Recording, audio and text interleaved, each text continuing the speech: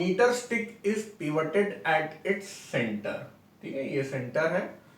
It's mass is 2 kg, यानी metre stick का जो मास है वो 2 kg है।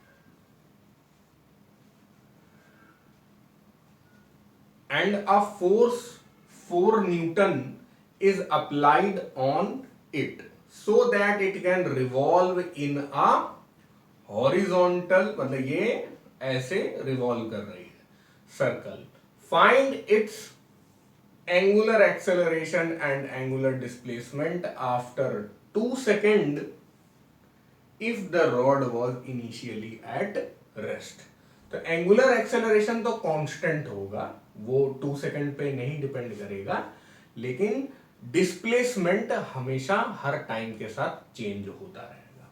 तो एंगुलर एक्सेलरेशन आपको बताना है रेडियन पर सेकेंड स्क्वायर में, और एंगुलर डिस्प्लेसमेंट बताना है आपको रेडियन में। ठीक है, थोड़ी सी शुरुआत कर लेते हैं। एम आपको दिया गया है 2 kg, एफ दिया गया है, और कुछ भी आपको नहीं दिया गया है, लेकिन हमें जरूरत पड़ेगी क्या, tau is equal to I alpha की। अब टाउ लेकिन आएगा कहां से, टॉर्क का जनरेशन होगा कहां से। जैसे हम लोग की जो लंबी रॉड है उसको हम लोग रोटेट कर रहे हैं, है ना, और रोटेट भी कर रहे हैं कि फोर्स बिल्कुल एंड पे नहीं लगा रहे हैं, बीच में कहीं लगा रहे हैं, ठीक है, यहां कहीं लगा रहे हैं और ऐसे इसको फोर्स लगाए लगाए रोटेट करे जा रहे हैं। मतलब ऐसा नहीं है कि ये इंपैक्ट नहीं कर रहा है, ये फोर्स लगी रहेगी लगातार, ये मानना है यहाँ पे। ठीक है, तो ऐसी सिचुएशन में हम लोग torque is equal to I alpha तो कर ही सकते हैं, और force multiplied by this distance भी कर सकते हैं। एफ एक्स कर रहा हूं मैं, वैसे एफ आर होता है, tau is equal to F R, या फिर वेक्टर में जाए तो आर क्रॉस एफ। तो फोर्स लग रही है 4 न्यूटन, फोर्स अभी बनी रहने देते हैं क्योंकि अभी एक स्टेप और आएगा। I moment of inertia of rod about its centre of mass क्या होगा, यहां पे सेंटर ऑफ मास बोला नहीं है, लेकिन हमें आईसीएम ही लेना है। Moment of inertia centre of मास के अबाउट लेना है, क्योंकि सेंटर ऑफ मास के ही अबाउट अपनी एक्सिस ऑफ रोटेशन है। अपनी एक्सिस ऑफ रोटेशन कैसी है, ऐसी है ना, इस डायरेक्शन में बाहर की तरफ। तो चलो अब बताओ moment of inertia of rod होता क्या है, जो इस एक्सिस के अबाउट होगा, सेंटर ऑफ मास के अबाउट।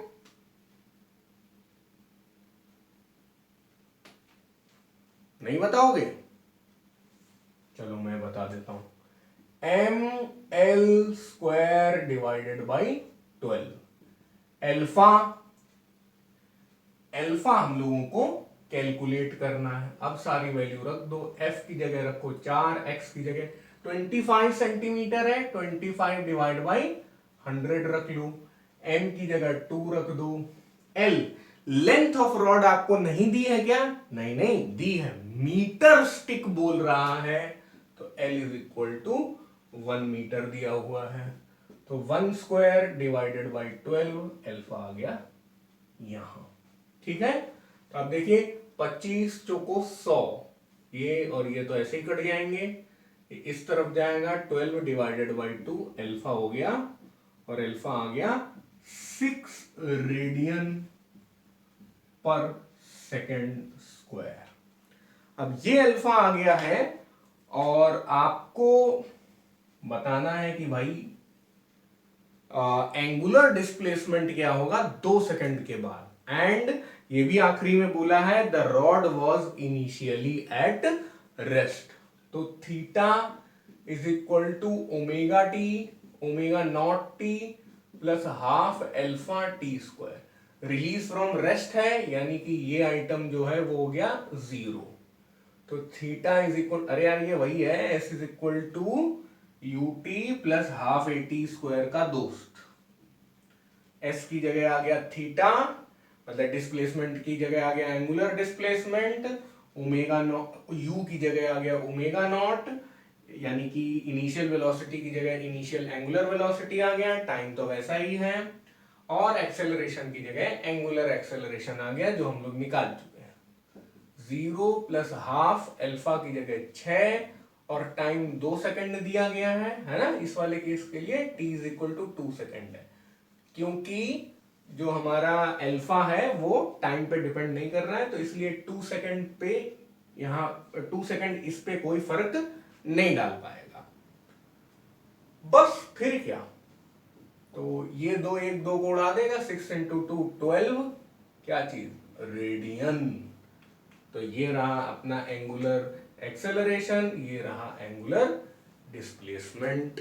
बस हो गया।